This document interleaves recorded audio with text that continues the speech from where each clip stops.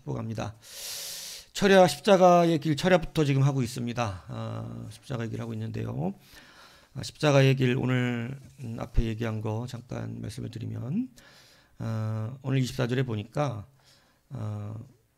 예수께서 제자들에게 이르시되 누구든지 나를 따라오려거든 자기를 부인하고 자기 십자가를 지고 나를 따르라. 여기서 지금 가장 강조되고 있는 게 뭐라고 말씀드렸습니까? 자기라는 거예요. 자기. 그러니까 주님을 따라가는데 가장 크게 방해가 되는 것은 자기입니다. 자기예요. 여러분 천국과 지옥이 우리 마음 안에 있다 그랬어요. 천국과 지옥이 내 마음 안에 있습니다.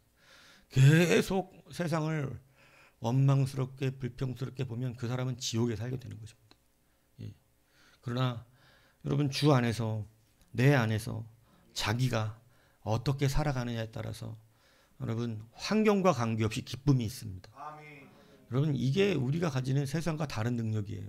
세상은 딱 환경대로 살아요. 세상은 환경대로. 그게 세상 사람들입니다. 그래서 있으면 막 기쁘고 좋아하고 막 잘 되면 막 행복해하고 막 이렇게 살다가 없으면 낙심하고 그냥 죽어버리고 막 그냥 뭐 그렇게 살아요. 근데 우리는 그게 우리를 주관하지 못한다는 거예요. 이게 다른 거예요, 세상하고. 우리는 있어도 그것 때문에 막 흥분하지 않습니다. 그러니까 혹시 복권이 와줘도 흥분하지 마세요. 요즘 가끔 복권방을 지나가면서 시험에 쌓일 때가 있습니다. 주님이 이때쯤 되면 복권을 한번 허락하실 때가 되지 않았나? 막 이런. 막 우리 동네 복권에 1등 막 몇 번, 2등 몇 번 이러면 이렇게 나오더라고. 그러니까 그러나 여러분 여튼 저는 복권을 간접 경험을 해봤다 그랬잖아요. 어리석게 제가 산 예전에 집사 때 복권을 샀었거든요. 1등을 제 종이에다가 적었어요. 종이에다 1등 복권을 집에 두고 복권 가끔 잊어먹으니까 종이에다가 이렇게 수첩에다가 제 1등 번호를 내 복권 번호를 적어놓고 그다음에 전화를 한 거예요. 복권 번호를 맞추려고. 그리고 이제 적었어요. 복권 그 말하는 1등 번호를 내가 이렇게 적었어요. 그리고 나서 내 복권인데 갖고 와가지고 내가 내 수첩에다가 적어놓은 복권 번호를 맞춰본 거예요. 한 자리인가. 어때요? 점점 맞는 거예요. 조 맞고 막. 근데 다 맞는 거여서 저 친구가 그때 죽을 뻔했어요. 막 심장이 우리 집사람은 처음 만났을 때 그 뛴 거 말고 점수를 따야 하잖아.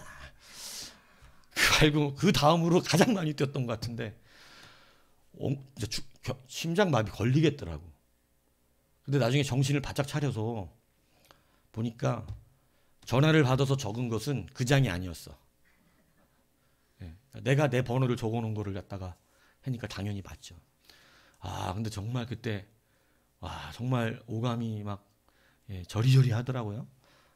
근데 여러분 여튼 우리는 그게 우리를 주관하지 않는 거예요. 이게 성도의 능력이에요. 여러분 이거 누리면서 사시라 이 얘기입니다. 자기가 문제입니다. 내 안에 있다니까요. 그래서 이것을 내가 가장 큰 걸림돌이라는 것을 인식할 때 해결이 시작되는 것입니다. 그래서 제가 말씀드렸습니다. 이거 여러분 분명하다니까요. 여러분 지금 여러분이 가지고 있는 수많은 문제가 있어요. 수많은 문제가 있는데 우리가 그 문제들을 다 어디서 찾냐면 바깥에서 그 외부의 요인 안에서 우리는 찾아요. 그리고 그게 적당히 사실이에요. 적당히 사실이라고. 그게 나를 힘들게 한 게 맞아. 그게 나를 괴롭혔던 게 맞다고. 그런데 그게 나를 괴롭게 못하는 것도 내 마음 안에 있다는 거예요. 그게 안 괴로워질 수가 있어요. 이게 성도의 권세라는 것입니다. 그래서 성경은 제일 먼저 문제가 누구냐? 자기. 그래서 여러분 해결될 수 있는 것, 평강이 뭐냐면 자기 부인과 자기 십자가예요. 이것만 하면 여러분 우리가 이 어려움과 걸림돌이 해결된다 말씀을 드린 겁니다. 그래서 첫 번째 제가 철야 때 말씀드렸던 자기를 부인하는 것이 뭐냐 말씀을 드렸어요. 그래서 자기 부인하는 첫 번째가 뭐냐? 겸손이다 말씀드렸습니다. 겸손은 자기 위치를 지켜내려고 하지 않는 것입니다. 남보다 나를 더 낮게 여긴다라고 주님이 가르쳐 주셨는데 남보다 나를 낮게 여기는 게 뭐예요? 내가 종이 되는 거예요. 그 사람보다 내가 나은 사람으로 자꾸 여길 때 우리는 여러분 자기가 부인이 되지 않습니다. 절대 자기 잘못을 인정하지 않아요. 그래서 회개 자체도 안 합니다. 여러분 이게 얼마나 우리로 힘들게 만드는지 몰라요. 그냥 못하면 못하는 거고요. 예, 그런 거예요. 예, 내가 실력이 없으면 실력이 그냥 없는 겁니다. 내가 하나님 앞에 온전치 못하면 온전치 못한 거예요. 이걸 인정하는 것부터 시작이에요. 그러면 회개가 쉬워요. 정말 상한 심령이 돼요. 하나님, 저는 정말 부족합니다. 정말 잘하고 싶은데 저는 아직도 세상 정욕이 너무 심합니다. 이러고 아파요. 이걸 좋아하신다고 하나님이. 이걸. 그러면 시작된 거예요. 예. 그러면 그 사람은 하나님의 은혜 안에 들어가는 것입니다. 근데 여러분, 자기가 부인이 안 되면, 여러분, 자기가 분명히 그렇게 살면서도, 그죠? 그것이 인정이 안 돼요. 인정이 안 됩니다. 인정이 안 될 때 분노가 올라옵니다. 분노가 올라와요. 이 자격지심 심한 사람들의 문제가 뭐냐면, 막 절대 지는 거 싫어하는 사람들이 있거든요. 못 견뎌요. 어릴 때 환경이 그랬었어요. 무시당하고 살았었어요. 그러니까 커서 어른이 되고 나면 남에게 지는 거, 이거를 못 견뎌야 합니다. 그래서 막 무시당한다고 느끼면요, 감당을 못해요. 무시한 것도 아닌데 그래. 그러니까 가벼운 농담도 못 받아들이는 수준이 돼버려요. 근데 여러분, 이것을 어떻게 극복해요? 그냥 내가 원래 그런 사람이라는 걸 인정하면 돼요. 당신 말이 맞아요. 링컨이 왜 위대한 사람이 됐습니까? 여러분, 링컨을 얼마나 많이 사람들이 인신공격했습니까? 뭐 원숭이를 닮았다는 것부터 시작해서 가난한 구두쟁이라고. 근데 여러분, 링컨이 그 수많은 자기의 모독들을, 이게 여러분, 예를 들어서 예수 믿지 않는 링컨이었다면 아마 자격지심에, 자기의 국회의원이잖아. 그리고 나름대로 그때 당시 그런 사람이 힘을 발휘하지 않겠어요? 대통령 돼서도 그런 무시를 당했거든요. 대통령이 그런 힘을 발휘하지 않았겠어요? 근데 여러분, 그거에 전혀 개의치 않습니다. 막 대통령 선거할 때도, 야, 네 아버지가 구두장이었잖아. 야, 네 아버지가 만든 신발 내가 신고 있잖아. 이러면서 여러분, 상대편 진영에서 막 구두 들어올리면서 이러는데 얼마나 창피해요. 대통령 후보 나와갖고. 근데 여러분, 어떻게 반응합니까? 맞다고. 나는 구두장이의 아들이라고. 그러니까 그 구두 고장나면 가져오시라고. 내가 어깨너머로 배운 거 있으니까 AS는 끝까지 해드리겠다고. 여러분, 이거 정말 멋있지 않습니까? 여러분, 이게 자기 인정에서 나오는 여유예요. 여러분, 자기가 낮아지고, 근데 여러분, 정말 작은 사람은 누구냐면 자기를 인정하지 못하면 너무 작아 보입니다. 그런데 그 사람이 언제 커 보이는 줄 아세요? 못났는데 못났다고 인정하면 갑자기 못나 보이지가 않고 커 보입니다. 넓어 보입니다. 여러분, 세상에 뭐 아무리 좋은 인류대학을 나오고 공부를 많이 했어도요, 자기 자격지심에 쌓여있는 사람은 아무리 언제 보아도 그냥 작아 보여요. 사람이 너무 작아 보여요. 견디지를 못해, 자기 무시당하는 걸. 그런데 여러분, 많이 뭐 배우지 않고 그랬는데도요, 자기가 인정되는 사람은 뭐 이렇게 넓어 보이고 커 보이는지 모릅니다. 자기를 부인하는 것은요, 첫 번째요, 자기의 위치를 지키려고 하는 것이 아니에요. 왜요? 주님이 십자가의 길을 걸어갈 때 가장 먼저 하신 것이, 그는 하나님과 본체시나 하나님과 동등됨으로 취할 것을 여기지 아니하시고 자기를 어떻게 했다고요? 종의 형체를 가지셨어요. 그래서 종이 뭔지 말했잖아요. 종은 어떻게 해요? 밭에서 밭을 갈고 와서 너무나 고생을 했어. 그런데 배가 고프잖아요. 그런데 자기 밥 먹을 수 있어요, 없어요? 못 먹어요. 누구 밥 차려줘야 돼요? 주인의 밥을 차려주고 나는 거예요. 네가 지금 네 밥 먹을 수 있어? 빨리 내 밥 차려와. 그러고 그러고 나서 다 수종 들고 난 뒤에 다 치우고 나서 이제 자기 밥 조금 먹는 거예요. 명한 대로 주인이 하는 일 하나도 어김없이 싹 다 했어요. 그런데 고맙다고 해요, 안 해요? 주인이 안 해요. 네가 할 일 한 거예요. 그러니까 여러분, 뭐라 그래요? 너희들이 그 모든 명령받은 걸 행하는 후에 우리는 어떻게 하라고? 무익한 종이라, 이렇게 말하라는 거예요. 너희들은 종이 되라는 거예요. 여러분, 이 종의 자리로 주님은 하나님의 백성을 끌고 오신다는 사실을 아셔야 됩니다. 요셉이 뭘로 끌려가요? 종으로 끌려가요. 다 종의 자리로 끌려가요. 하나님이 쓰시는 자들 종이 되래요. 다 하고 열심히 하고, 그냥 목사님 시킨 대로 다 하고 막 열심히 하고, 근데도 막 힘들어 안 됐는데도 막 잘했어, 수고했어 안 해주는 거야. 훌륭해 안 해줘. 왜? 왜 안 해줘요? 종이니까. 종이잖아. 안 해줘. 그러면 야, 내가 이 정도 했으면 다른 교회 같으면 진짜 목사님이 나를 얻고 다니려고 그럴 거다. 얻고 다니려고. 우리 교회는 안 그래요. 우리 교회는 그냥 종이에요. 제가 여러분의 주인이 아니고 주님이 여러분의 주인이신데 종 취급을 받았잖아. 그지? 누구한테? 목사한테? 그러니까 화가 나는 거예요. 목사한테 종 취급을 받은 게 아니야. 누구한테 받은 거야? 주님께. 왜? 여러분 예수님 뭐라고 부르니까? 주님이라며. 주님은 내가 종이란 뜻이잖아요. 내가 눈앞에 있으니까 그렇게 되는 거지.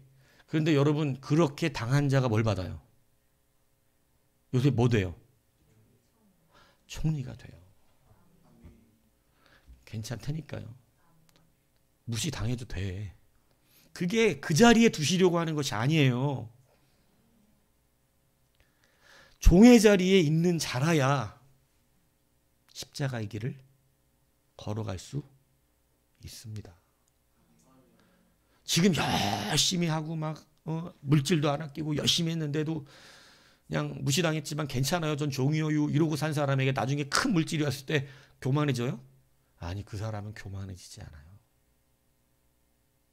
근데 작은 것 좀 하고 나서 막 목에 힘들어가서 여러분 무시당하는 내가 이랬는데 이러면요 나중에 큰 돈 들어오면 어떻게 돼요? 여러분 그때는 지금은 조금이니까 목사한테 뭐라 먹고 그러는데 나중에 엄청난 돈 들어와서 예를 들어 100억 정도 헌금했어 봐. 근데 나한테 목사가 서운하게 했어. 그럼 어떻게 할 것 같아요 여러분? 내가 100억 헌금했는데 100억이요? 죽을 때까지 들고 갑니다. 그거 100억 내가 100억 했다고. 여러분 그래서 낮추시는 거예요. 여러분 겸손하시면 됩니다. 종이 되시라는 거. 성경은 우리가 네가 다 하고도 나는 무익하다고 말해라. 내가 유익한 사람으로 여겨줄 테니 이렇게 말씀하셨다는 것을 잊지 마십시오. 그리고 두 번째 뭐라 했습니까? 나의 소망이 아니라 하나님의 소망을 여러분 구하는 것이 바로 자기를 부인하는 거예요. 우리의 기도는 다 누구의 소망이에요? 그래요? 여러분의 소망은 다 여러분 소망 아니에요? 여러분 뭐 기도해요? 하나님 소망 기도해요? 여러분 기도해봤어요? 하나님 소망 뭐예요? 라고 기도해봤어요? 하나님의 소망을 알아보고 기도해요? 아니면 그냥 내 소망 기도해요? 여러분 우리가 아직 발전하지 못한 이유가 거기 있는 거예요. 여러분 주님은 우리에게 모본을 보이셨어요. 누구의 소원이 이루어지도록 내 뜻대로 하지 마옵시고 아버지의 뜻대로 되십시오. 여러분이 이 소망을 구하면 여러분은 생각할 수 없는 것을 많이 받게 되어집니다. 이것을 아셔야 돼요. 그래서 제가 요술램프 진이 얘기해 줬잖아요. 예수님이 기도할 때 이렇게 하나님은 모든 것이 가능하시오니 이렇게 전제를 둬요. 이 기도가 되게 깊은 신학적 의미를 갖는다니까요. 하나님은 모든 것이 전능하시다 그랬을 때 예수님은 하나님의 전능을 다 쓸 수 있다 없다야. 있다를 말하고 있는 거예요. 하나님이 다 전능하시니까 내가 기도하는 대로 어떻게 된다? 다 이루어질 수 있다. 12군단 더 되는 군대도 보낼 수 있고 오늘 십자가도 앉을 수도 있고 이 지구를 오늘 멸망시킬 수도 있고 오늘 나를 잡아가는 자들을 다 죽일 수 있는 주 그리스도의 소망이 무엇이든지 간에 다 이루어질 수 있다. 주님은 그 권능을 가지고 계시다는 걸 말하는 거예요. 그런데 주님이 어떻게 기도해요? 나의 원대로 하지 마옵시고 아버지의 뜻대로 하십시오. 그래서 제가 물어봤잖아요. 하나님의 이 전능이 예수님처럼 여러분이 하나님의 전능을 마음대로 쓸 수 있다면 여러분의 소망이 이루어질까요? 하나님의 소망이 이루어질까요? 물어봤던 거예요. 근데 담대하게 하나님의 소망이라고 얘기하더라고. 그래서 진이 얘기해 준 거예요.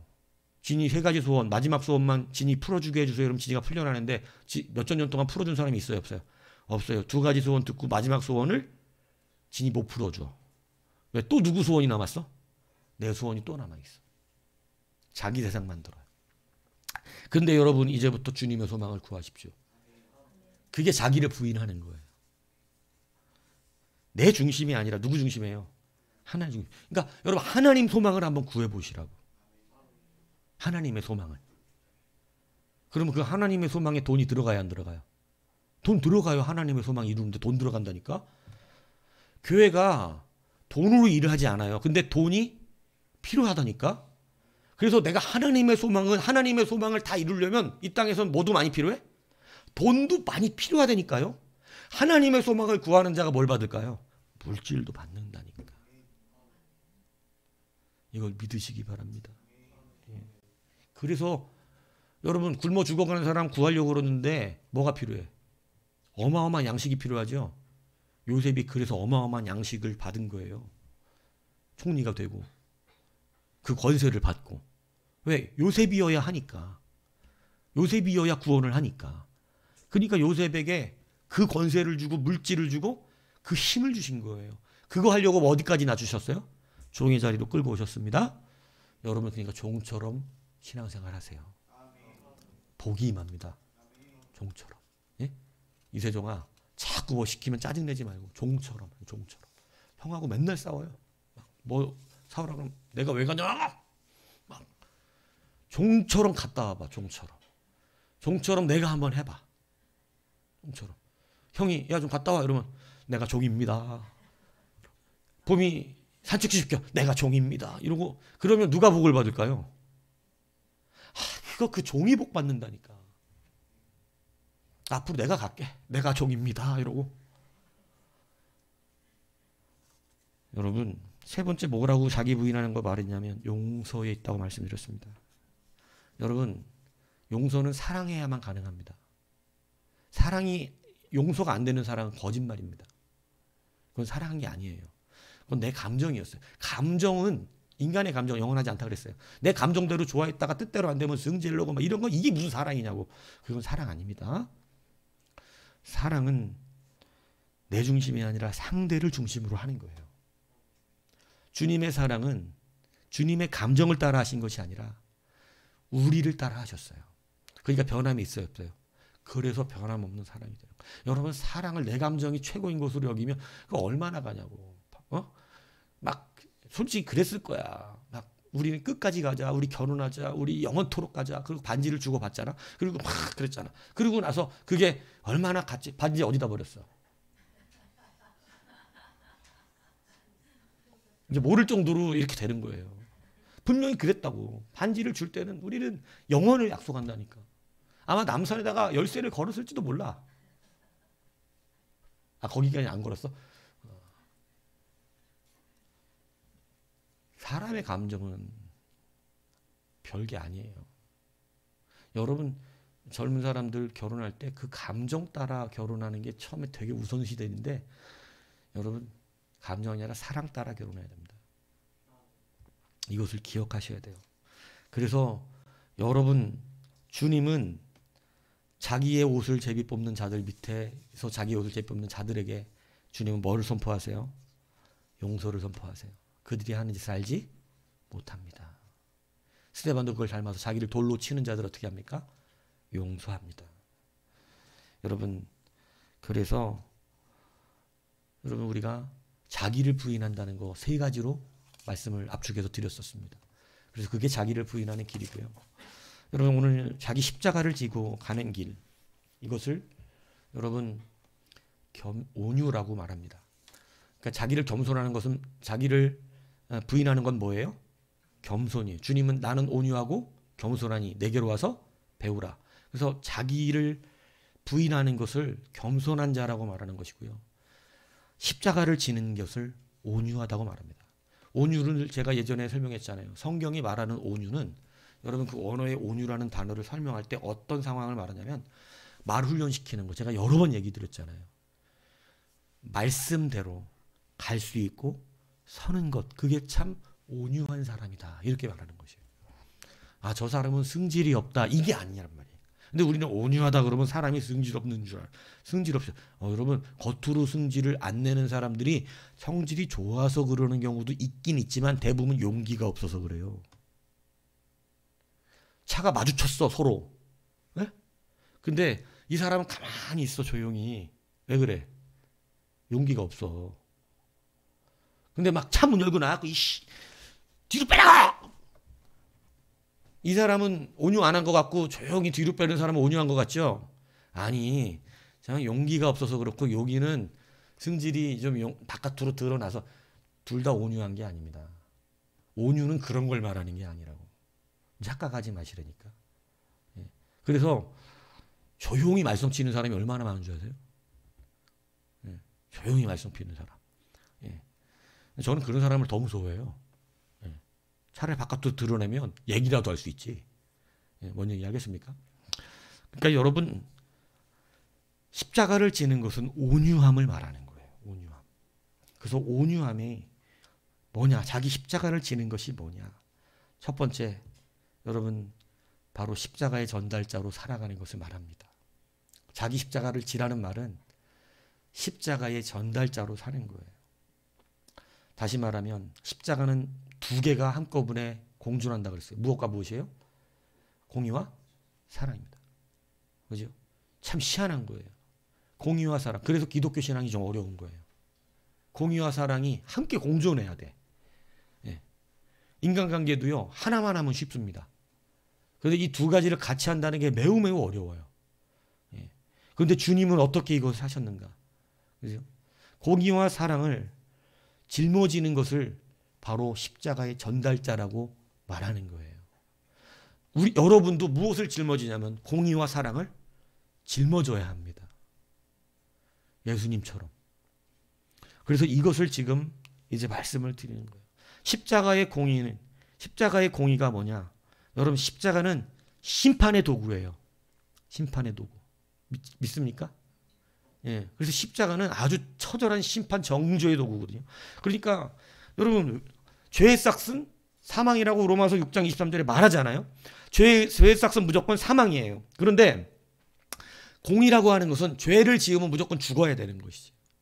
근데 이 공의가 창세기 9장 5절에 하나님이 이렇게 말씀합니다. 내가 반드시 너희의 피, 생명의 피를 찾으리니 짐승이면 짐승에게서, 사람이면 사람의 형제면 그에게서 그의 생명을 찾는다. 그러니까 주님은 피는 뭐로 갚아야 돼? 반드시 피로 갚는다. 그러니까 피는 생명을 말하는 거거든요. 피 흘리는 건 생명을 주었다는 거예요. 그러니까 생명은 생명으로 갚아. 그래서 여러분, 이에는 이, 예? 눈에는 눈. 이게 불교에서 나오는 말이에요? 성경에 나오는 말이에요? 여러분, 이게 성경에 나오는 말이니까. 눈에는 눈으로 갚고 이에는 이해로 갚는다. 이게 하나님 하신 말씀이에요. 그대로 갚아주겠다고. 이게 하나님의 공의예요. 니들의 죄는 하나도 내가 다 찾아내서 어떻게 한다고? 갚아버릴 거예요. 여러분, 이게 하나님의 공의입니다. 그래서 죄를 지으면요, 하나님의 공의는 발동되기 시작합니다. 굉장히 무서운 거예요. 죄를 그냥 두시지 않으세요.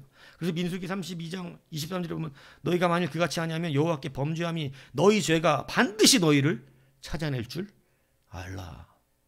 여러분, 주님 앞에서 온전히 회개되지 않고 나중에 심판 때 서면요, 모든 사람 보는 앞에서 여러분의 죄가 낱낱이 고발됩니다. 다 드러납니다. 감출 수가 없어요. 왜냐하면 이미도 다 그 테이프 기록이 다 돼 있어. 주님 나라에. 요즘 얼마나 무서워요. 요즘은요, CCTV가 이곳저곳에 있어서 우리가 지나간 거 다 기록되고 있습니다. 예. 심지어는요, 첩보위성은요, CCTV 없는 길거리를 돌아다닐 때도 여러분 우리를 촬영하기도 합니다. 예. 아시죠? 여러분, 인공위성에서 여러분 바닥에 떨어지는 조그마한 못 하나까지 발견해내는 거. 여러분, 구글 하면 웬만히는 보여요. 우리도. 예. 지금 저기 상대편 어디에 있는 나라 웬만히는 보여. 근데 이제 그 이상을 안 보여줘서 그렇지. 예. 여러분, 우리 지금 살아가는 모든 삶의 생각과 우리의 생각과, 여러분, 우리의 생각을 나만 아는 줄 알지만 그렇지가 않습니다. 우리의 생각 다 주님이 다 알아요. 그래서 우리가 마음으로 기도한 것도 들어주시는 거예요. 여러분, 우리가 생각할 때 희한스러운 뇌파가 나온다는 사실 아시죠? 우리가 생각하면 나 안에만 있는 게 아니라 바깥으로 뇌파가 나온대요. 특별한 뇌파가. 그게 다 기록되고 있다니까. 그래서 여러분, 죄의 싹은 사망입니다. 반드시 죄가 우리를 찾아냅니다. 그래서 주의 공의는 없어져요, 안 없어져요? 주의 공의는 없어지지 않습니다. 그래서 하나님은 의로운 하나님이에요. 여러분 공의가 안 없어진다고. 이것을 오해하시면 안 돼요. 그러면 하나님의 사랑은 뭐예요? 그러니까 하나님 반드시 우리 심판하시겠다는 거예요. 이게 공의예요. 근데 하나님의 사랑은 뭐예요? 여러분 하나님의 사랑은 율법이 우리를 정죄하잖아요. 하나님의 법이, 하나님의 공의는 우리를 정죄하잖아요. 그죠? 그래서 반드시 우리가 심판받아야 됩니다. 그죠? 그런데 출애굽기 17장 6절에 하나님이 이렇게 말씀하십니다. 모세에게 이렇게 말해요. 모세가 먼저 누군지 아셔야 돼요. 모세는 뭐를 받은 사람이에요? 율법을 받은 사람입니다. 우리의 죄를 정죄하는 건 뭐예요? 율법, 하나님의 법이에요. 율법이. 그래서 우리를 정죄하는 건 율법이에요. 율법 때문에 우리가 죄인으로 우리는 찍히는 거예요. 모세는 율법을 받은 자예요. 율법에 쉽게 얘기하면 율법을 실행하는 자입니다. 그런데 이렇게 하나님 말씀하십니다. 내가 호렙산에 있는 그 반석 위 거기서 네 앞에 서리니. 하나님이 호렙산에 있는 반석 위에 서 계시겠대. 그 반석을 치라. 그거에서 물이 나오리니 백성이 마시리라. 여러분 이 말이 다시 말하면 누구를 때리란 얘기예요? 하나님 자기 자신을 때리란 얘기입니다. 누구 보고? 모세 보고. 모세는 뭐를 가진 자인데? 율법. 모세가 때린다는 걸 뭘 의미하죠? 율법으로 정죄한다는 걸 의미하는 거예요. 근데 율법으로 하나님을 정죄했어. 때렸어. 그랬더니 거기서 뭐가 나와? 물이 흘러나와. 무슨 물이에요? 생명수라는 것이죠. 생명수가 흘러나와. 하나님을 쳐라. 나를 때려라. 니들이 나를 쳐라. 니들이 나를 때려라. 내가 반석 위에 있을 때 모세야 나를 때려라. 나를 때리면 거기서 생명의 물이 나와 니들이 마시리라. 하나님의 사랑은 여러분 내가 맞을 테니 니들이 살아라. 주의 공의가 끝난 게 아니에요. 주의 공의는 반드시 실현돼요. 그 죄를 찾아내야 돼요. 그런데 하나님이 그 공의를 무엇으로 커버하시냐면 하나님의 사랑으로 커버하시는데 그 정죄당하는 걸 누가 정죄당한다고? 내가 대신 정죄당할 테니 너희들은 나에게서 흘러가는 생명수를 받아 먹으라는 거예요. 그래서 예수님이 우리의 반석이시요. 왜 반석이라 그래요? 하나님이 출애굽 사건 때 반석에서 물을 내셨잖아. 생명수가 거기서 나왔잖아요. 이 주님이 우리의 생명수시요. 내가 너희의 생명의 떡이요. 모든 것을 뭐로 말씀하면 이미 주님의 사랑이 대신 얻어 맞으신 거예요. 율법으로. 모세에게 때리라 그랬어요. 율법의 정죄자예요. 구약도 모세를 뭘 받은 자? 율법의 정죄를 받은 자로 말하고 있어요. 예수님을 은혜의 법을 받은 자로 말씀하고 있고. 그러니까 여러분 율법을 받은 사람이 그 자가 우리를 쳐서 하나님을 쳐서 거기로부터 나오는 생명수를 받아먹게 하신 것. 이게 바로 주님의 사랑입니다. 하나님은 공의를 누구에게 실천하고 자기에게 실천하고 사랑은 누구에게 베풀고 여러분에게 베풀었음을 믿으시기 바랍니다. 그래서 공의가 폐해진 게 아니라 여러분 제가 이 예수 믿을 때 자꾸 좀 잘못 배우신 성도들이 많아요. 다른 교회분들 보면 율법이 폐해졌지 않습니까? 이래요. 근데 율법을 폐해졌다고 말하면 그거 성경이 우리가 해서 그렇게 나서 그런데 율법은 마침이 되었고 완성이 되었다고 표현을 하는 거예요. 그러니까 율법이 폐해졌다 그러니까 율법을 다 안 지켜도 된다고 이렇게 생각하는 분들이 많아요. 여러분 율법을 안 지키는 거는 없습니다. 율법은 우리가 원래 다 지켜야 돼요. 지금 어떻게? 사랑의 법으로 바뀌어서 사랑으로 지켜내고 있는 거예요. 근데 많은 사람들이 착각해요. 율법이 폐해졌기 때문에 이제 뭐 11조도 안 해도 되고 뭐도 안 해도 되고 뭐다 이런데 그 성경을 정말 껍데기로 보는 사람들, 이제 성경을 깊이 모르는 사람들의 이야기예요. 그렇지 않습니다. 여러분 신호등을 어겼을 때 범칙금을 부과 안 한다라고 말을 하면 신호등을 여러분 안 지켜도 된다는 말입니까? 범칙금 부과 안 해요 이러면 이제 신호등을 어겨도 됩니다 이렇게 말하는 거예요? 그거 아니잖아요. 신호등을 어겨도 범칙금은 부과 안 해서 이 사람을 죄 취급을 안 하긴 하는데 신호등 어기라는 말이 아니죠. 스스로 어떻게 해야 돼요? 안전을 위해서. 신호등 지키는 거예요. 범칙금. 우리가 율법이 마침이 돼서 율법을 안 지켜도 된다고 말하면 신호등 범칙금 안 받으니까 내가 뭐 중앙선도 침범하고 이래도 범칙금 안 받으니까 신호등도 어기고 이래도 된다고 말하는 거하고 똑같은 거예요. 그게 아닙니다. 율법이 우리를 정죄하지 못하게 된 거예요. 율법의 기능이 상실된 걸 말하는 거예요. 율법을 안 지켜도 된다는 것을 말하는 게 아니에요. 근데 이걸 자꾸 착각해. 율법을 안 지켜도 된대. 그럼 목사님 그렇지 않아요. 소와 이런 양으로 제사 안 드리잖아. 그거는 뭐가 왔으니까? 실체가 오셨으니까. 원래 그게 본질이 아니었으니까. 본질이 오셨는데 왜 우리가 이제 소로 제사를 드리냐고. 그것은 원래 우리 죄를 할 수 있는 게 아니었다고. 그림자였다고 성경은 분명히 말씀하고 있어요. 그렇기 때문에 여러분, 율법은 우리가 이제 어떻게 지키는 거예요? 주의 사랑으로. 기준이 예전에는 하나님의 율법으로 지켰어야 되는 거였지만 이제는 사랑으로 생각해 보는 거예요. 사랑하면 이걸 하는 건가 안 하는 건가? 이렇게. 내가 정말로 사랑하면 이 죄를 지을 수 있는 거예요, 없는 거예요? 없어요. 예전에는 법 때문에 안 지켰지만 이제는 하나님의 백성은 법 때문에 안 지키고 법 때문에 안 하고 법 때문에 하고 이런 게 아니라 이제는 이것이 사랑인가 아닌가를 생각하는 거예요. 주님이 시키셨던 모든 것들을 내가 교회를 사랑하는 행위가 이게 맞나? 교회를 사랑하는 자는 11조를 내겠어요, 안 내겠어요? 낸다니까요. 교회 사랑하니까. 그게 기준이야. 그런데 사람들은 율법으로 기준을 삼고 싶어. 그래서 율법주의자야. 율법이 폐졌으니까 안 해도 되죠. 이게 율법주의자예요. 이건 큰일 납니다. 이걸 어디에서 이렇게 잘못 배워갖고 와갖고 그렇게 말을 하는지 모르겠는데 여러분 율법은 그게 아니에요. 큰일 날 일이에요. 그 주님이 그래서 뭐라 그랬냐? 마태복음 5장 17절에 내가 율법이나 선지자를 폐하러 온 줄로 생각하지 말라. 폐하러 온 것이 아니요. 완전하게 하려 함이라. 두 가지의 의미가 있어요. 율법을 완전하게 한다는 첫 번째의 의미는 주님께서 율법의 정죄를, 율법의 만족을, 하나님의 공의를 어떻게 하겠다? 내가 만족시키겠다는 뜻이에요. 하나님의 공의를 여러분 만족시킬 수 있어요, 없어요? 우리는 못 만족시키잖아요. 아시죠? 이제 아시죠? 이렇게 말해도. 우리가 왜 못 만족시키는지. 하나님의 율법의 공의를 우리는 만족시킬 수가 없어. 주님의 공의 앞에 들어갈 수가 없어. 그런데 주님이 완전하게 하겠다는 것은 율법이 완전하지 못한 게 뭐냐면 율법을 지킨 자가 없으니까 율법이 완전해지지 못했잖아요. 그죠? 산수 문제가 있는데 산수 문제를 못 풀었어. 뭐 완전한 게 아니 풀어야 답까지 있어야 완전한 거죠.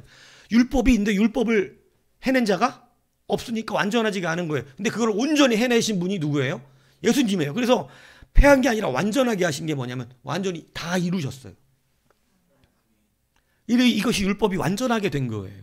이게 첫 번째 의미. 주님이 완전하게. 두 번째가 뭐냐면 율법이 정죄하는 것을 마치시게 하셨어요. 누구만 믿으면? 주님만 믿으면. 여러분 그래서 주님이 자기에게 뭐를 실현하시고 공의를 자기에게 쏟아부으시고 사랑은 누구에게 베푸시고 우리에게 베푸신 줄로 믿습니다. 이게 여러분 뭐냐면 십자가의 길이에요. 이게 자기의 십자가를 지셨던 예수님의 길이었어요. 그러면 우리는 그럼 무엇을 하는 거예요?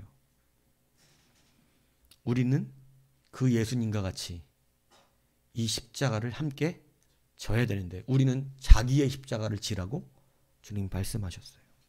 여러분 주님은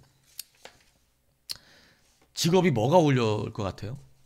여러분 생각할 때 주님이 어느 직업을 갖고 태어나셨어야 될 것 같아요?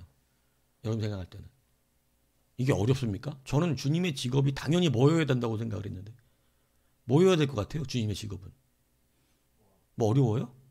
아 왕이요? 뭐 아주 영적인 대답이에요. 예, 역시 예. 이 땅에 태어날 때 주님의 직업이 뭐여야 될 것 같아? 강 집사님 뭐 해야 될 것 같아? 주님의 직업이 뭐가 어울려요? 주님은? 아 이게 어렵구나. 목자 아니에요? 목자? 목자. 주님은 양들 치시죠. 우리 양이잖아. 그러니까 주님이 이 땅에 낼 때 뭔 직업이 어울리실 것 같아? 목자로 태어나시는 거. 저는 초등학교 때도 그렇게 생각했는데 당연히 목자가 어울리죠. 주님이 목자로 오셨어야 어울리는 거 아니에요? 어차피 뭐 세상 세속적인 권세를 갖고 오시진 않는데 목자가 제일 어울리잖아. 그렇게 동의 안 합니까? 그럼 얘기해봐. 사집에서 뭐? 목자가 제일 어울린다고 저는 생각했어요. 그러다가 이번에 이 말씀을 준비하면서 왜 목수로 태어났는지를 알았어요.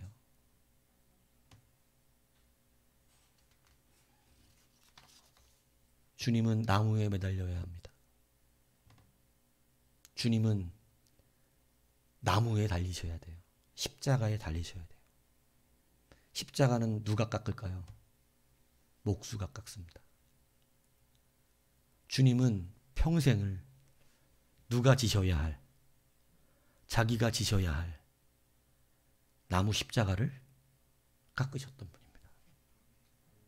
내가 생각할 때는 멋있는 목자가 돼서 양을 치면서 탁 와야 어릴 때 그랬는데 나는 이거 준비하면서 왜 목수지? 뭐 목자가 훨씬 성경적인데 그랬는데 공의를 자기에게 실천하셔야 돼요. 자기의 십자가를 지셔야 돼요. 주님은 십자가 깎는 일을 하셨어요. 여러분 로마 시대에 목수들이 로마 사람들이 뭐 깎아오라 그랬을 거예요.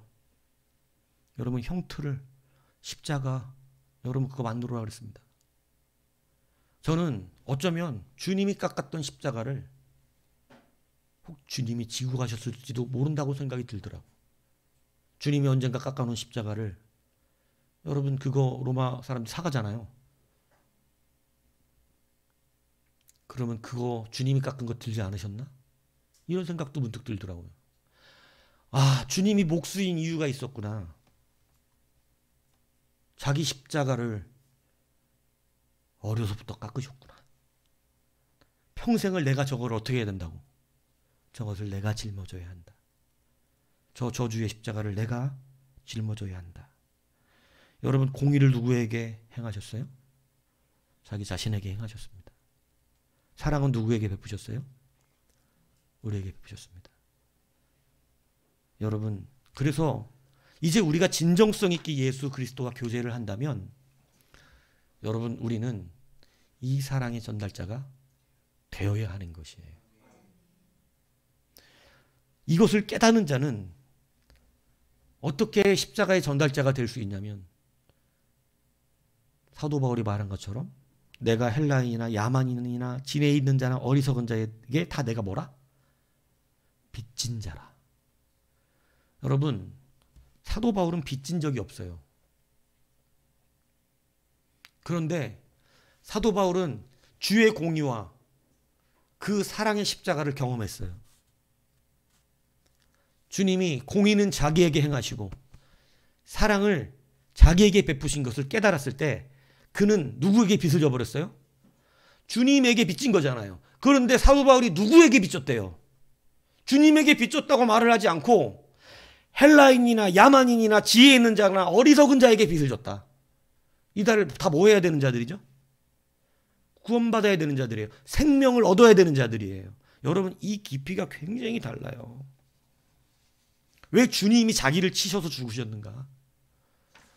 이것을 제가 여러분 이제 설명하려고 그러는 거예요. 여러분 에스겔서에는요. 우리에게 다른 사람에게 복음 증거해야 되는 것을 강력하게 경고합니다. 에스겔서 3장 18절 20절에 보면 가령 네가 악인에게 말하기를 너는 꼭 죽으리라 할 때에 하나님께서 내가 악인에게 악인아 너는 네 죄로 죽을 거다라고 내가 말했을 때에 네가 그에게 깨우치지 아니하거나 말로 악인에게 일러서 그 악한 길을 떠나 생명을 구원하게 하지 아니하면 그 악인은 그의 죄악 가운데서 죽으려니와 내가 그의 피값을 네 손에서 찾을 것이다. 여러분 되게 무섭죠? 하나님이 심판이 목적이 아니에요. 그래서 하나님이 어떤 죄인이 있어서 그 죄인에게 야 너는 네 죄 때문에 죽을 거야 이렇게 얘기했어. 하나님의 뜻대로 될 것입니다. 이러라는 게 아니라 그 죄인에게 하나님을 믿는 우리가 하나님께서 당신의 죄를 심판하실 테니 돌이키시라고, 회개하라고, 당신 이제 주님 앞으로 돌아오라고, 이렇게 복음을 증거하면 된다는 거예요. 근데 그걸 증거하지 않으면 그도 죄로 죽고, 그것을 전하지 않은 너도 내가 너에게서 그 핏값을 찾을 것이다, 이 말씀하시는 거예요. 그러니까 우리는 하나님의 은혜를 입는 자는 십자가에 뭐가 돼야 돼요? 전달자가 되어야 하는 것이에요. 여러분, 예전에 엔드 오브 스피어라고 하는 영화가 있었습니다. 우리말로 창끝이라는 영화예요. 창끝이라는 영화 기억나십니까? 네, 그 영화가 실화잖아요. 거기에 보면 짐 엘리엇이라고 하는 선교사 이야기가 나옵니다. 여러분 한 번씩 꼭 보십시오. 안 보신 분들은. 여러분 1950년에 가장 폭력적인 아마존의 인종이 뭐냐면 아와다니 부족이에요. 이 와다니 부족에게 여러분 복음을 증거하기 위해서 늘 가려고 했던 그러한 선교사들 5명이 있었잖아요.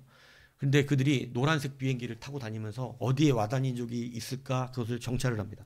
그리고 그들이 있을 만한 곳에 비행기를 내려놓고 거기에서 있는데 와다니족을 만나는 거예요. 예. 그런데 여러분 그때 이 짐 엘리엇의 어린 아들이 선교를 그렇게 가려는 아버지에게 이렇게 질문을 해요. 아빠, 혹시 와다니족이 아빠를 공격하면 아빠 방어하실 거지요? 아빠 그 총으로 그 사람들 쏠 거죠? 이렇게 물어봐요. 뭐라고 짐 엘리엇이 대답하는지 기억나세요? 기억이 당연히 안 나죠. 이렇게 얘기합니다. 아들아, 우리는 와다니족에게 총을 쏠 수 없다. 그 이유가 중요합니다. 왜냐하면 그들은 천국에 들어갈 준비가 안 돼 있기 때문이다. 그러나 우리는 준비되어 있다. 그들이 지금 죽으면 되지 않는 이유가 그들은 그냥 죽으면 어떻게 되니까? 구원받을 수 없기 때문에. 나는 지금 죽어도 구원받을 수 있기 때문에. 둘 중에 한 사람이 죽어야 한다면 내가 죽고 그가 복음을 들어야 한다는 얘기예요. 예수님이 왜 예수님이 자기에게 공의를 실현하셨죠? 우리는 지금 죽으면 구원받을 수 없기 때문입니다. 이게 굉장히 중요한 거예요. 여러분, 우리가 십자가의 길을 가는 것, 자기의 십자가를 진다는 것은, 죄는 여러분 하나님의 공의는 누구에게 실천하고 나에게 하고, 사랑은 누구에게 베풀고 그들에게 베푸는 거예요. 그래서 짐 엘리엇이 진짜로 갔습니다. 그것도 와다니족이 나타났어요. 그러고 나서 자꾸 먹을 거 뭐 이렇게 뭐 보여주고 막 이러면서 막 자꾸 우린 당신들의 친구라고 얘기하는데 가차없이 창으로 어떻게 합니까? 다 찔러 죽여버립니다. 총이 손에 있었어요. 근데 다가오지 말라고 하늘로만 쐈을 뿐, 여러분 그 사람들에게 겨눠서 쏠 수 있었거든요. 근데 총을 끝까지 쏘지 않고 자기들이 죽습니다. 이것을 우리는 순교라고 말합니다. 공의는 누구에게 행하고 자기에게 행하고, 사랑은 누구에게 행하고 그들에게 행합니다. 여러분, 그 선교사들의 아내들이요, 그 와다니족에게 자기 남편들의 죽음이 헛되지 않아야 되잖아요. 그래서 다 간호사 공부를 합니다. 간호사 공부를 해서 다시 그 와다니족에게 가요. 근데 와다니족이 이게 있어. 어린애하고 여자는 안 죽여. 처음부터 여자가 갔어야지. 남편 나중에 가고. 근데 여튼 거꾸로 갔긴 했는데, 여자들이 선교를 배워서 가고 여자 안 죽이니까 거기서 6년 동안 머물면서 그들을 치료하고 약을 공급합니다. 그러니까 그 추장이, 당신들 도대체 누군데 이렇게 우리한테 와서 호의를 베푸냐? 이러니까 그때 얘기해요. 당신들이 6년 전에 죽인 그 선교사들의 아내들이라고. 여러분, 그들이 감동을 받습니다. 왜냐하면 이 와다니족과 그 부족들의 저기는요, 복수가 원칙이에요. 복수. 우리나라 옛날 막 이 검객이라든가 이런 영화 보면 다 뭐가 모토예요? 우리 아버지의 원수를 갚으는, 원수는 어디서 만나? 꼭 외나무 다리에서 이 복수. 와다니족은 자기네들 부족끼리도 서로 자기들의 창끝에 죽은 게 50%가 넘어요. 복수를 가장 큰 적으로 생각하는 자들이에요. 그러니까 복수가 복수를 낳고 복수가 복수를 낳아. 그래서 알아. 자기들이 언젠가 죽는다는 걸. 그런데 이 와다니족이 자기들이 죽인 자들의 아내들이 와서 그렇게 하니까 개종을 합니다. 추장은 목사가 되고 선교사가 거기서 3명이 나와요. 그런데 문제는 네이트 선교사의 아들이 문제예요. 스티브라는 아들인데 이 스티브는 자기 어릴 때 자기 아버지를 죽인 와다니족을 용서가 안 되는 거예요. 누가 죽였는지도 알아. 예. 미카얀이라고 하는 와다니 부족, 그 부족장이었는데 그 사람이 자기 아버지를 죽였어. 아는데 그러면 이 어느새 오랜 세월이 흘렀으니까 노인이 되어 있었죠. 그런데 거기서 헌신하다가 이제 돌아가신 선교사님 장례식이 있어서 와다니 부족, 왜냐하면 이제 예수는 다 믿게 됐으니까 와서 장례식을 치르는데 그 미카야니가 그 자리에 있는 거, 자기 아버지를 죽인 그 사람이 알죠, 서로가. 그러니까 미카야니가 이 스티브가 아직도 용서 안 됐다는 거 알잖아요. 그러니까 스티브를 데리고 자기 아버지를 죽인 그 자리로 갑니다. 그리고 거기에서 창끝을 자기 가슴에 거누고 스티브에게 죽이라고 그럽니다. 너도 복수해야지. 이제 내가 네 아버지 죽였다 이렇게 말하고 너도 나를 죽이라 그래요. 근데 스티브가 그때 용서를 합니다. 그 창을 버려버려요. 그리고 사업으로 성공하고 있었던 스티브인데요. 사업 다 정리해서 와다니족으로 다시 선교사로 돌아와요. 그리고 평생 그 부족들을 위해서 복음 증거하는 일에 헌신됩니다. 여러분, 공의는 누가 받고 내가 받고 사랑은 누구에게 베풀고 그들에게 베풀었어요. 여러분, 그럼 우리는 어떻게 이걸 실천합니까? 바로 복음의 전달자예요. 복음의 전달자가 되는 것이 바로 자기 십자가를 지는 길이라는 것을 여러분 잊지 않아야 합니다. 여러분, 복음을 증거하는 사람의 자리에 서서 여러분 공의는 내가 받고 사랑을 베풀 수 있는 그런 용기가 필요한 거예요. 여러분 우리가 이들 선교사처럼 정말 이런 마인드를 가질 수가 쉽지는 않겠죠. 저들은 아직 천국 갈 수 없으니까 저들은 지금 죽으면 안 되고 차라리 내가 죽어야 한다. 나는 천국 갈 준비가 되어 있지 않냐. 여러분 예수 믿는 자의 확신이고 대범이고 담대함 아닙니까? 나는 지금 죽어도 되는데 예수 믿지 않는 저 사람은 지금 죽으면 안 되잖아. 그래서 여러분 담대하게 우리는 선포할 수도 있어요. 저 사람을 살려주시고 나를 데려가시라고. 왜요? 나는 준비가 되어 있고 아직 그들은 준비가 되지 않았기 때문입니다. 여러분 이게 바로 뭐냐면 주님의 십자가의 길을 따르는 자기 십자가를 지는 자들의 마음인 거예요. 여러분도 그러한 이런 마음이 쉽게 우리가 생겨서 할 수 있겠습니까? 차만 마주쳐도 저도 그래요. 지금 들어와 있는 거 보고 늦게 들어왔으면 들어오질 말아야지. 그리고 가끔 차에서 내리려고 그래요. 그러나 요즘은 참고 있습니다. 예. 그냥 차에서만 이러고 안 비켜주려고 그러다가 내가 운전을 잘하니까 비켜준다 이러고 비켜줄 때가 많은데 여러분 근데 사실은 공의는 나에게 실천해야죠.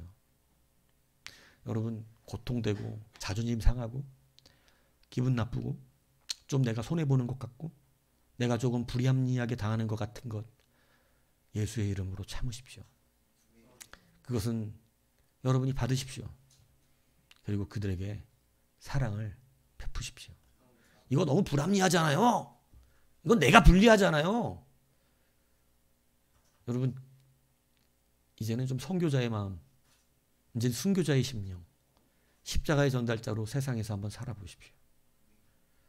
여러분 작은 것 하나 양보하지 못했던 우리들의 심령을 이제는 조금 넓게 가져보는 것도 괜찮지 않겠습니까? 세상에서 주님의 십자가의 전달자가 된다는 것 만만한 일은 분명히 아닙니다만 최소한 십자가의 전달자가 되기 위해서 여러분 공의는 누구에게 돌려요? 나에게 돌리고 사랑은 그들에게 베풀어 보십시오.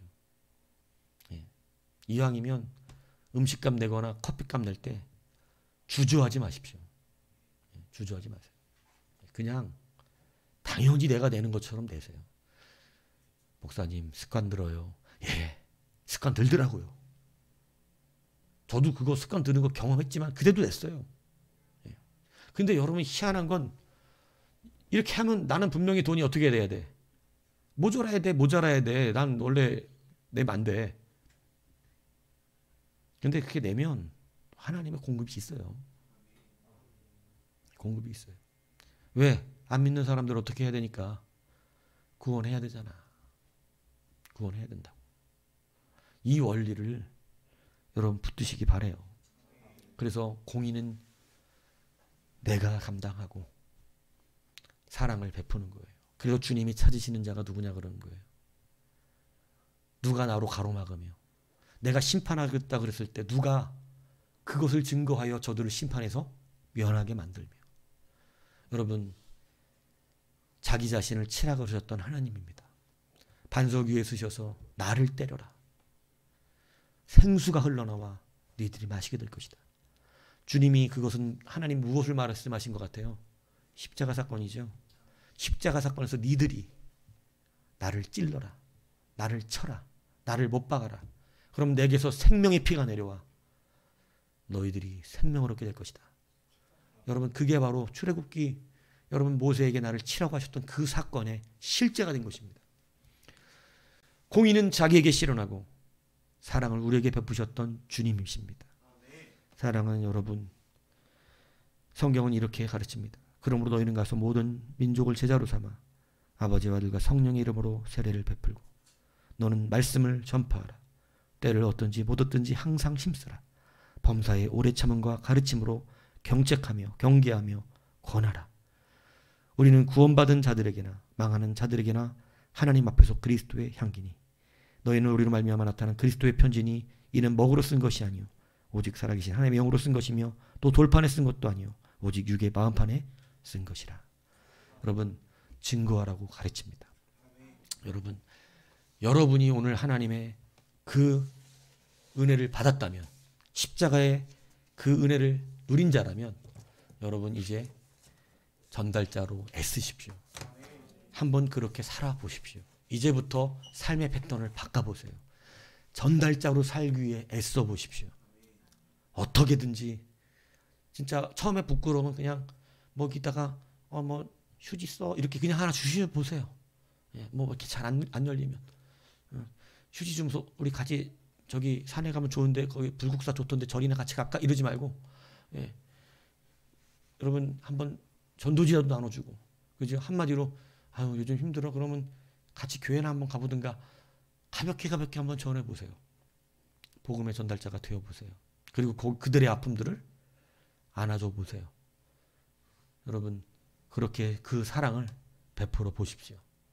하나님의 권세와 능력이 반드시 일어나게 될 것입니다. 자기의 십자가를 진다는 거 오늘 첫 번째 낮에 말씀드렸습니다. 무엇의 전달자예요? 바로 십자가의 전달자가 되는 것입니다.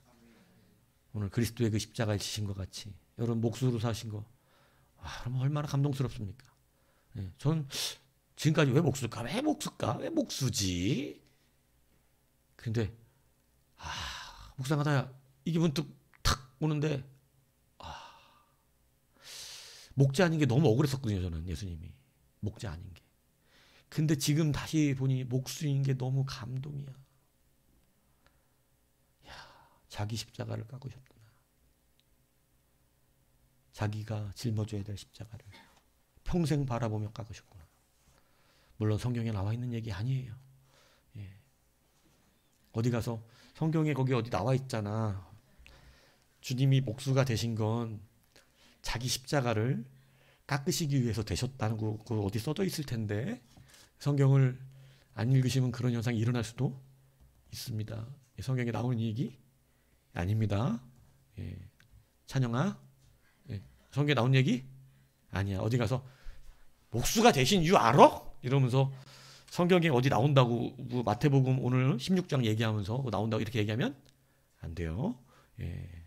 이건 그냥 우리의 영감으로 느낀 거. 예. 여러분, 자기의 십자가를 깎는 거 얼마나 위대합니까? 여러분도 삶 속에서 자기의 십자가를 어떻게 해야 돼요? 깎으세요. 예. 직업도 이렇게 선택하신 주님을 보세요. 직업도, 그죠? 목자였으면 좋았을 텐데 목수라니. 근데 십자가 치려고 자기가 공의를 감당하시려고 목수하시잖아요. 목수. 직업도 그걸로 결정하시잖아요. 여러분의 삶 속에서 자기 십자가를 깎으시는 우리가 되기를 주님의 이름으로 축복합니다.